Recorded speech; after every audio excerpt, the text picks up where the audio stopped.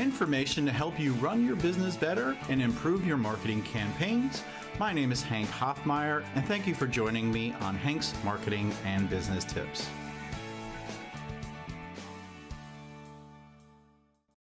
Welcome to episode 243 of the Hmbt podcast. Today, we're going to talk about video and using video to grow your business, but not the way I normally talk to you about just get in front of a camera, use your cell phone. We want to talk about some other things and get into the weeds, talk about what really makes you successful. I'm joined today by Josh Cary. He is the VP of Marketing at Joyous Green, and he's going to have a lot of great information to share with us today. Josh, it's a pleasure having you on the show. And, we had a great time talking before we got on air today, and we should have recorded that as well. But I think we can kind of recreate the mood here. Sure, absolutely. Thank you for having me. I really, really appreciate it. Yeah, tell us a little bit about Joyous Green. Yeah, Joyous Green is a manufacturer of an all-natural CBD and arnica pain reliever. And I got into that as a side business with my wife, who's an RN, and her parents, who had developed a similar kind of pain reliever. And I happen to have celiac disease, so I needed something for kind of minor aches and pains in my knees and elbows when I was in my early 30s even.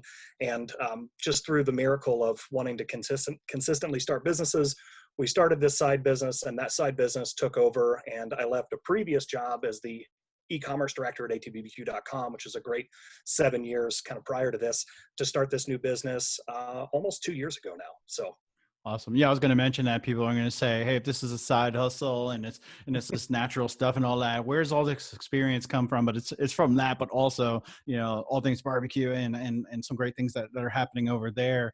Because what I want to talk about today, and what you mentioned, was talking about YouTube.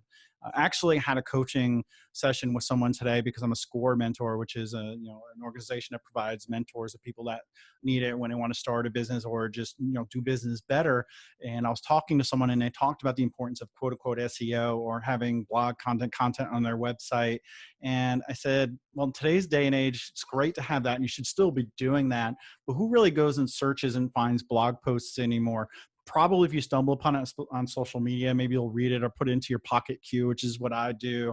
And yeah, it's good to rank, first page, etc. But I think it's more important because if you search for something, you'll notice on Google that video shows up at the top of your search results. Absolutely. Humans are visual by nature, and marketing is going to be 80% of what you need to be doing versus 20% everything else as far as like digital newsletters and social media. You need to be doing video because people love to consume video. So I'm gracious to have you on the show today, because I think if we talk about, number one, having a YouTube channel, how to set it up correctly, what you might not be doing. And I think I'm going to get some tips because I have one and it's more of a passion. I'm not trying to monetize it and everything like that, but I think I'm going to learn some things. So what are some first things that we should talk about? Let's just say either somebody has a channel or looking to start a channel. What are some things we should discuss?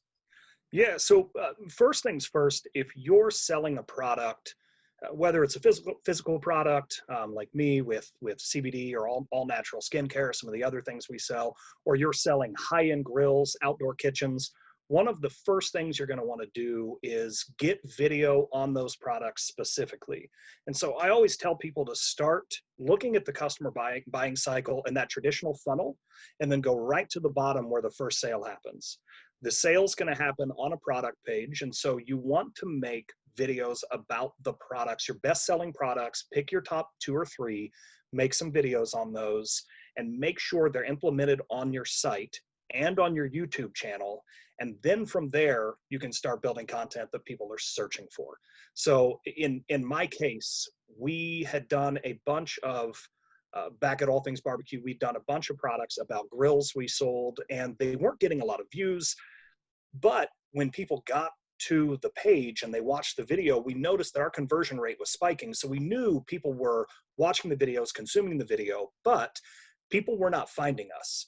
So when we think about that buying cycle, get those first products kind of taken care of, and then head over to YouTube and really start a channel to build a community. And so communities are so important. People talk about social media communities. Facebook's not much of a community. Instagram's not much of a community, a little bit. I think really the social channel that has the greatest communal aspect right now, and for many years, has been YouTube. it is an incredible vehicle for building out influence, selling a product by being real with people and chatting with them about something that is analog to your brand. If I were going to start doing Joyous Green videos today, which we actually have a plan to start shooting them in September, we've been getting all of those other logistical things done for the new business, I would start talking about wellness, eating well, how to eat well so you don't even need to take CBD, what causes arthritis, how to talk to your doctor about it. I wouldn't be trying to sell specifically my pain reliever. When they want to go there, they can get to the site and they can get the information they need. Right. I would build a community around an idea. And so that's a really hard thing, I think, for people to get their head wrapped around. They want to make a product video, which is great, but people are not searching for your product. They don't know who you are unless you're Nike. So it isn't super useful to try and build a community around something that they're not looking for. So to figure out what they are looking for, it's very simple. It's just like SEO. It is SEO. Just type in something analog to your brand in the search bar in YouTube, let it autocomplete and start pulling ideas. Yeah, people want to be what you can write. inspired on YouTube, right? They And do. for me, They it's do. like I kind of, I don't know if I got into woodworking, but I bought some saws and stuff so I could start building some things. I'm not going to be this master furniture builder, right? But I want to be inspired to do that rather than be sold a saw. And Right. what I want to do is learn how to. Actually, I have a standing desk that I'm working on right now that I built myself out of 2x10s stain, and I bought a router and rounded the edges and put a standing desk frame on it. And it was fun. It was inspiring to do that. But if somebody wanted to sell me an actual desk, they wouldn't succeed because I wasn't searching for a specific desk or brand. I wanted to be inspired to build my own. But, and as you said, YouTube is a community, and there's going to be people, if I went on and talked about how I built this and inspire them to do that, there's going to be so many great things, and people are going to talk like, how did you do this? This is great. Oh, you inspire me. But there's always going to be those negative people too. You used the wrong wood. That stain is horrible. Did you use varnish? You're going to have that too, right? So you have to constantly be checking for those comments and replying to them, and the trolls don't feed the trolls. Or how do you feel about those negative comments or bashing comments? So one of the things I had at All Things Barbecue, when we first started, I had a goal of answering every single comment, good or bad. That was the goal. And it was very, very easy at the beginning. There were 5 or 6 comments on a video. Now there can be hundreds and hundreds of comments. Right. I love to kind of mess with people a little in the comments. You have to think about the fact that you are representing a brand, and All Things Barbecue is a business. We as a family, it's a family-owned business. My family owns it, so we have employees that rely on that for income. So I have to think about that every time I would reply. But I would absolutely call people out who are just, if it was an obvious troll, I'd probably just boot them. But if it was someone who was just being mean for the sake of being mean, I'd usually give them a little bit back and kind of mess with them. But over the years, as the community built, the greatest thing is people will talk smack, and then our community members, long before anybody else will get there, they will rein them in and shout them down for us. We don't have to do anything. So we answered every comment for years until we simply couldn't do it anymore. It was just, it's too taxing. We would have to have a full-time YouTube moderator over there to be able to handle all the comments, because not only are we releasing videos weekly and sometimes 2 or 3 times a week, but they're commenting on videos from 2 years ago. People are finding it consistently because we're a very easy to find channel. We have hundreds of videos. We have 367-ish thousand subscribers, somewhere right in there. And so we're beloved by YouTube and their algorithm, and they rank us very well. If you go search for any kind of barbecue cut, like a brisket or pork shoulder or anything like that, we're going to be in the top 3 videos almost all the time. So we have lots and lots of those, but we really tried to handle those people with gloves, soft gloves, but we handled them, and we kind of made sure that they knew that we weren't going to allow people to attack our chefs. We have a female chef now that started a little over a year ago, and of course she got some pretty sexist comments, and it didn't take long before our community really went in there and ripped people apart. And so we didn't have to. We're fine with that. Yeah, and even with comments in general or questions, sometimes your community is going to answer some of those. They might ask something about the wood, and somebody else will be like, "Well, that's pine," because they'll know. But if it's specific, like what router bit did you use, what brand, like they might not know that. I probably have to chime in. I see a lot of brands that have a decent following, not a huge amount, where they can have moderators, and then not Yeah. the solopreneur, where they'll go in and answer those specific ones. They're strategic with what they answer, and they let their Right. community handle the others. I feel like that's a pretty good tactic. Yeah, it's really impressive. One of the things that All Things Barbecue does beyond just selling grills, we also sell a bunch of knives, like Wusthof and Schoon, and we use those knives throughout the video. And we may use 3 or 4 different knives depending on what they're doing. Be slicing an onion, cutting a brisket, whatever. And many times people will go, hey, at 7 minutes and 37 seconds, what knife is that? And long before we can answer, somebody from the community usually links to our website. They're not Exactly. linking Yep. to Wusthof or somewhere else or some other competitor. They're linking to us. They know we sell things. We've been very open about that from the beginning. We still get people who are confused about that, even though he says, hey, this is Chef Tom with atbbq.com. And then at the end of every video, he goes, and remember, you can buy all of these products over at atbbq.com, blah, blah, blah. But Where can I get the knife? miss that. Right. And hey, where can I buy that? Or you're just trying to sell stuff. And be like, well, yeah, we have a mortgage and we have children. We want to feed them. So this is what we do to do that. But it really is important. And that community aspect in YouTube has really changed the last couple of years. They added stories, which hasn't gone incredibly well, but there is a community tab. And we've used the community tab. Once you cross over and you have quite a few followers, you can use that community tab for so many things. And it's a really great way to get people involved. You can ask them, poll them on what they want a video on next. What do you want us to cook? Or, hey, do you want us to do a video on Freud or Rockler router bits? Because I'm a woodworker by hobby also, by the way. So it's one of my favorite things to do. So I was like, that's too funny. And I watch a lot of woodworking YouTube videos. That's probably my favorite thing because it's the one thing I do that I don't try and make money with. And so it makes me very happy because I can just go out to the shop and make something and exist without thinking about, how much margin am I going to make on this? And we really use that community tab to poll them, but also we do giveaways within the community. Ask them to go check out a giveaway site, grab their emails. So one thing about YouTube that you don't have with some of the other platforms is you don't have direct access to them through like a message tab or through any kind of easy advertising to your followers. You're not grabbing their email anywhere. And so you can really build that community up and then kind of funnel them into some other things that you do that allow you to build up your community outside of YouTube and tap them with an email that says, hey, latest videos released, but also within that email, here's a coupon, here's what we used, go check it out. So there are lots of ways to use that community once you've built up people who really, really love what you have to say. Well, first, thank you for making me hungry talking about brisket. But you talked about the community tab. What are the requirements to have that? Because like I almost want to hop on my browser right now, look and see if I have it. I have 40 subscribers. Folks, help me out there if you can.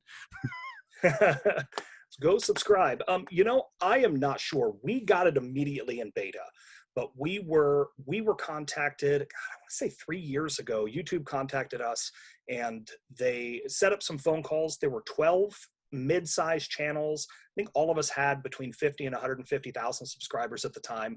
And they were rolling out some things and they put us in this beta and they were using us to kind of refer back to them on what we liked, what we didn't like, how well did it integrate. We got the new channel backend beta a couple of years ago and it was pretty rough. Like we kept having to switch back and forth because things weren't working for us. So we've had access to a few things for a while. So I'm not sure. If I remember right, when they originally released the community tab, it was 10,000 subscribers. My guess is now it's much, much lower. So it's a lot like Instagram. You hit that 10,000 number and now you can swipe up for a link. And that is the big trap. I mean, for us, we have a couple hundred followers on Joyous Green. Haven't really thought about growing that, but that will be something in our marketing kind of probably 2021. We're going to look at and go, okay, we need to build this so we can get some of those extra features. And to build that and build that community, there are a couple of tips, and I've written one down that is really important. And that is communities are not just built around an ideal that everybody likes. You typically build around a common enemy. Now that sounds really awful, but people like to have people around them who confirm their biases. So it's really easy to see on social media with, politics. Simple. With a business, if you sell something, there is something who is a competitor of yours, and typically the thing you pull from that competitor isn't that their product is cheaper. It's their product isn't as good because of X or Y. It's usually a moral or ethical thing, or this is a Chinese built grill versus a US grill, or this is an all natural pain reliever versus synthetic compounds. And so the idea is to find a place where people are already gathering around an idea, around something that you can, and then find a way to build that community around that common thing that you guys don't like. And so it seems counterintuitive, but even at All Things Barbecue, we've never been very forceful about, we really only cook on US made grills, because it isn't 100% true. We do cook a lot on the Yoder Smokers brand, and they happen to be built in Kansas. So that's very important to us because it's local to us and local to our economy. But we've really focused on trying to build around, everything is about quality. So the idea is that you've achieved something once you buy a $1,500 grill or $2,000 grill or $20,000 grill, because you can buy those too, which seems crazy, but they exist. And it allows for people to feel like they've got not just a community, but a tight-knit group that holds the same beliefs that they do. Right. And that's very important when you want to get people on your side and kind of chanting and rooting for you. And it's such a huge deal when you try and make those videos. You want to make sure that your content is answering that belief, answer their bias. If I go looking for a set of running shoes and you go find like a 0 drop barefoot style shoe, they've got entire communities who are all about that. That's the gospel of barefoot running, and they're gonna push that on people, and they're gonna tell everybody, get rid of your shoes that have those big inserts and big insoles and go with the 0 drop because it's just better for you. I don't know if they're better. I'm not a runner, but I know a guy who has a 0 drop shoe company, and he's done amazingly well by building a community around people who have that one singular belief that it is a better shoe no matter what. Right. So it's no matter what you sell or what you do, there are people who have hardcore beliefs about it, and you want to find those communities and answer them. Go to Reddit, go join those communities, go follow along in those communities, go take what they're saying, put it in your own words, and put it back there and back out there as a video. So if I wanted to start, say, a cooking channel, right, my own, yep, could I develop it around a community of people that hate to cook bad meals? I think there's an idea there that you could probably, around people who maybe are afraid they're going to cook a bad meal, and you're trying to demystify. It's the other thing that really pushes people along into buying products, is a fear that they're not going to be good at X, Y, or Z. We have a wonderful nanny who has been learning to cook, and she told me the other day she had a book, Cooking for Two, for just her and her husband. They don't have any kids, and she's like, I'm scared that it's not going to be good. That's the thing that's kept me from cooking. And so I said, well, sharpen your knife, get a decent instant read thermometer, and just do it. There's nothing wrong with messing up. I've ruined way more cuts of meat before I ever, got a call at a barbecue competition. And, I did that for a long time. We cooked a bunch of competitions. I cooked a lot of really bad stuff before that. So I think you can build a community around an idea or a fear, and answering that fear and helping them along in it. So yes, absolutely. Well, that makes me think about a couple woodworking folks I found on one was actually on TikTok, because I'm pretty active there, and it's like easy things to build with scrap pieces of wood. And then another channel, his premise is being able to build something in a weekend with a minimal amount of tools and no experience necessary. That's awesome. I mean, those are two great, and again, and the enemy doesn't have to be a person or anything like that. The enemy can very much be your own self-doubt, or I don't have $50,000, and I don't have a saw stop, and I have an old circular saw, a couple of hand saws, and a hammer. What can I do? Well, you can do a ton. You can build a bunch of things with that. Surprising how often I just use a drill and a circular saw, building new stairs for the kids' playground set out back, or this, typically you don't reach for the bandsaw, and you're not being intricate, and you don't need your planer. You can kind of leave it all on the shelf. It doesn't matter. So yeah, that's absolutely, just find a niche that that you can believe in, because it's very easy to see if you don't believe in it. Right. I think it's the reason that influencers have such a bad name. Right. And I Uh, think when you talk about, the enemy, I correlate that for sales and marketing is where you're talking about somebody's pain point. You're solving somebody's yes, pain. That's how I would absolutely. say. So how does Absolutely. your product or service solve somebody's pain? So if you are, selling cooking knives, how does it solve in the past where you've used dull knives or knives that fall apart Mhm. in a few days? Why is quality matter with the I'm just making things up here, like with the type Sure. of steel that you use, and then the way Yeah. it's built and form factor, and what do you want to call that, the actual way you do things. Like I hear Yeah. there's like this rounded edge knife that you can use when you're chopping vegetables, right? Yeah. So it's Yeah. around the fear of not being able to cut meat or vegetables correctly. Yes. You're solving Yeah. a pain or a problem of being That's able right. to do that. Awesome. Yeah. And so answering those questions, making people feel confident. And, with all things barbecue, one of the things, the favorite comments we always get is, you've made every one of my cul-de-sac believe that I'm a barbecue god, because I just take your recipes and I go cook them, and I'm not telling them where I got it. I'm like, good for you. I wouldn't either. I'd totally be like, Right. this is my recipe. And so it really is, it helps people tackle something that they otherwise wouldn't necessarily do. I mean, cooking, woodworking, Right. selling anything online at all is not easy. And so it's something that if you can find a way to get into somebody's living room or on their phone consistently week after week with a message that resonates with them, then you're going to find solid community, and they're going to be excited to buy your product, come back and buy your product, and recommend your product to everybody. Right. Our number one selling grill is the Yoder Smokers at All Things Barbecue, the YS 640 pellet grill. That's it. That's the number one grill. And it is because people have bought it and told people about it and told Right. people about it and told people about it. We have people locally who the entire cul-de-sac now owns one.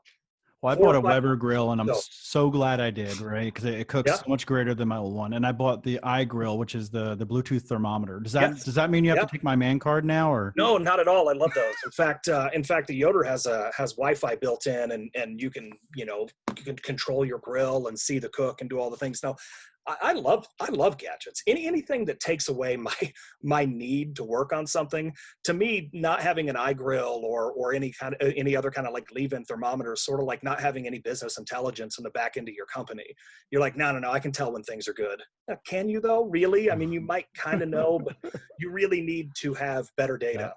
And I'm a tech guy, so I have way too many of those things just clogging up a Right. drawer at this point, because I'd always take them home. I wrote all the copy, and so I'd want to Right. figure them out. I think I have a couple of first gen iGrills actually that still working. So Yeah, I'd yeah, rather it's have the perfectly cooked oh burger or meat or sausage or whatever, rather than it might come out right. yeah. Yeah, I can guess, but that's not cool, All right. especially if you're feeding somebody else. You want a great meal, so Right. use what's at your disposal. Right. So Did you yeah, have any other tips written down, or should I ask you for another one? I do. I have a All right. couple others here. Let me see here. Oh, yes. All right. So, talking about YouTube and kind of the nitty gritty of being found. So, there are a few places that are really important. One, you want to make sure that the keyword you're trying to be found for is in the title as far left as possible, just like you're, ranking a page within Google's search. Right. You want to make sure that your description is valid and solid and has the keyword in it. Great, awesome. Now they're only going to parse the first, and I'm going to get this wrong, but that's okay. It's maybe a few hundred characters. It's not much. So if you have a really long description, not a big deal, but just know that only the first little bit is YouTube actually taking that information and kind of counting it toward their algorithm. So if you kind of stuff toward the bottom, it's not going to matter. So you don't feel like you need to write a description that fills out that entire 5,000, I think it's 5,000 character box. You don't need to fill it. Just make sure it's a solid description, get those links in there, and kind of have that front loaded a little bit. But the absolute most important two pieces for getting ranked is your click-through rate on your thumbnail. If you're on that first page and there's 5 or 6 kind of in the view, depending on, I'm on a huge computer here, so I think there's like 20 on the iMac. But when I'm on my laptop, I can maybe only see 5 or 6 thumbnails. If you have the thumbnail that is the cleanest, the most colorful, and answers the question in the thumbnail, they're most likely going to click yours. YouTube's the one place I find where being number 1 or 2 isn't as big a deal. It's that you want to be seen in that first page above the fold, and then your thumbnail needs to be awesome. Go grab Canva for $15 a month or whatever it is. They have amazing thumbnail templates that are great, and just go use those. But do something. So many people don't, and so you're already way ahead of the game if you're creating consistent thumbnails. And the other thing is consistent thumbnails. Make all your thumbnails look the same. Now, you can make them a little different based on maybe you have a series that you're going to put up over 5 or 6 weeks on this one thing. Make all of those a little different, but use the same fonts and color schemes, brand those. Make sure that when people scroll by, if they've seen them before, they're immediately going to know that that's you. The second thing, and the most important thing to the SEO algorithm, is watch time. If your watch time is low, fix it. It's very easy to go into the analytics in YouTube, see where people are dropping out, have your video open and go, oh man, they're getting to, 48, 50 seconds and they're dropping off. Go watch the first 50 seconds of your video. Did you answer the question quick enough? Are you answering it right up front? Are you giving them a reason to stick around by saying, here, we're going to talk about these 3 things today. Yeah. And then there's going to be a super special 4th tip at the end. Watch all the way to the end and I'll give that to you. Make them go to the end. Make them watch as much as possible. The more they watch, the better that ranking is going to be. YouTube, that's number 1 for them, because the longer they watch, the more they're staying on their platform. The longer they're staying on the platform, the more ad revenue they can make. Right. There's a gentleman named Rob HK, and he teaches people how to do video on an iPad with a program called LumaFusion. And he sells on Sellfy, like pre-made templates and stuff. And I guess people were saying that, why are you selling this, et cetera, or why is it so expensive? He just did a feel-good video talking about the algorithm. And he says, the more you watch, the more money I make, et cetera. And he's explaining all of that. And he says, if you guys can start helping me out with my channel, I'll lower my prices. And people, and then the next video, he said, wow, you guys actually came and helped me out. You guys fulfilled what I asked for. And it proves right there, like you just said, that watch time is very important. And everything you were saying, I was like, I want to add this, I want to add that. But then you'd say it like the catch hook. Today, we're talking about the top 3 things you need to do when you're cooking on your grill. And I'm going to throw a 4th one in at the end. Yep. Give them a little bait, and that's okay. Now, don't bait and switch. Don't make it weak.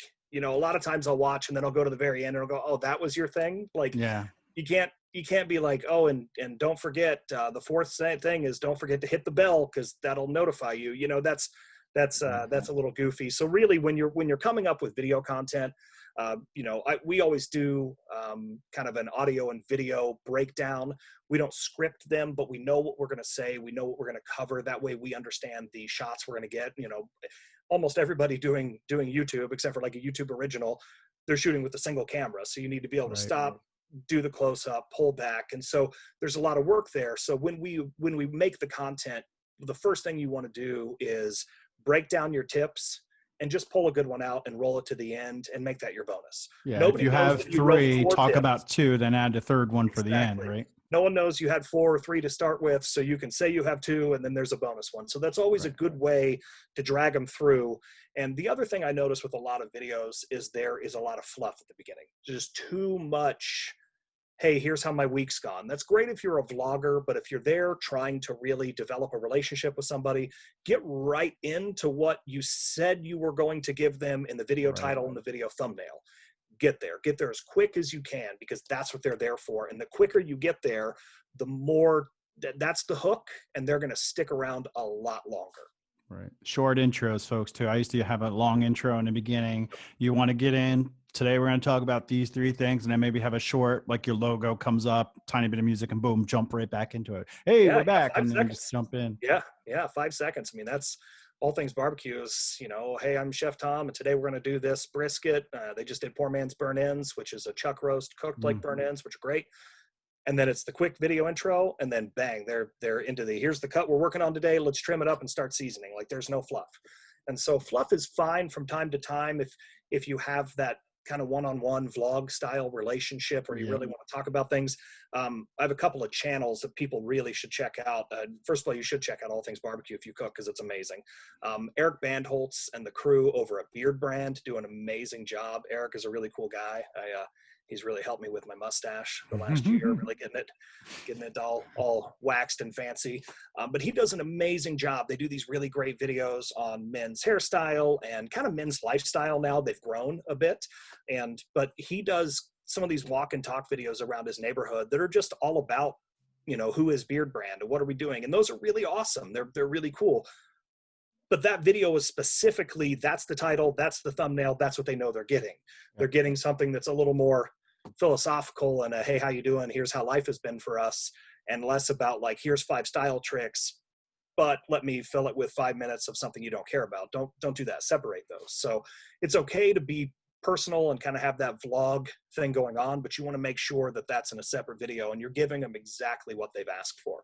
Right.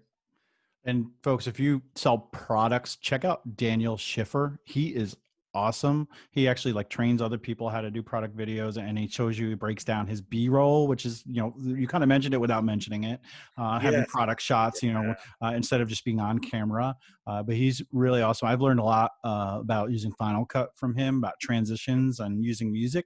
And that's another, I think what we should do is wrap this one up, and then we're going to have another session. We need to have you back on the show, because it sounds like we just scratched the surface, and this is kind of like the Cliff Notes version. And I think you and I can sit down and probably have a longer discussion, or another one, maybe plan that one out and plan out our B-roll and give those, 4 things, right? But give 3 up front and save the biggest one for the end.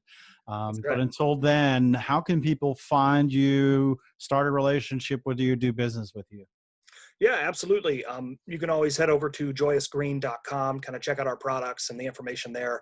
If you want to find me on social media, I am on Instagram and Twitter at the Josh Cary. So it's Cary, the simple way to spell it. And then if you want to find Joyous Green, it's all Joyous Green Inc. Because Joyous Green was taken on Instagram already. And so I used ink, and that was the basis for everything else. Everything else matched it. So you can find us very easily. If you follow me on Instagram, there's almost no business stuff. It's mostly bourbon, which is what a lot of this shelf is back here. And mostly bourbon, and then some of my kids. But if you follow Joyous Green, there's a bunch of kind of our business information and kind of what we're up to. A lot of motivational quotes and wellness quotes as well, since that's kind of our gig. So absolutely. And then you can head over to atbbq.com, go search All Things Barbecue on YouTube as well, and follow those guys. I'm still involved and head down there weekly to go steal food out of the fridge, if nothing else. They fed me ribs today for lunch, so I appreciated it. So awesome. Yeah. Links in the show notes, folks. Everything we mentioned, even the channel that you mentioned there for following, and Daniel Schiffer, I'll put that one in there. But until next time, folks, you can find me on Apple iTunes, Google Play Store, Spotify, as well as your Amazon Alexa or Echo, whichever one you want to call it these days. And of course, we're on YouTube. Help me out with those subscriptions. I think 60 more, and I get to have my custom URL. It's not too far off. But I don't really care. I just hope you're consuming where you want to consume, and we're helpful. And I think today's episode was very insightful. Normally, I would tie it in and say, go create some videos, folks. But what I'm going to do is tell you to go and look at your YouTube channel if you have one, or get one started soon. And Josh, it was a pleasure having you on today. Yes, thank you very much. Have a good one. See you, everybody.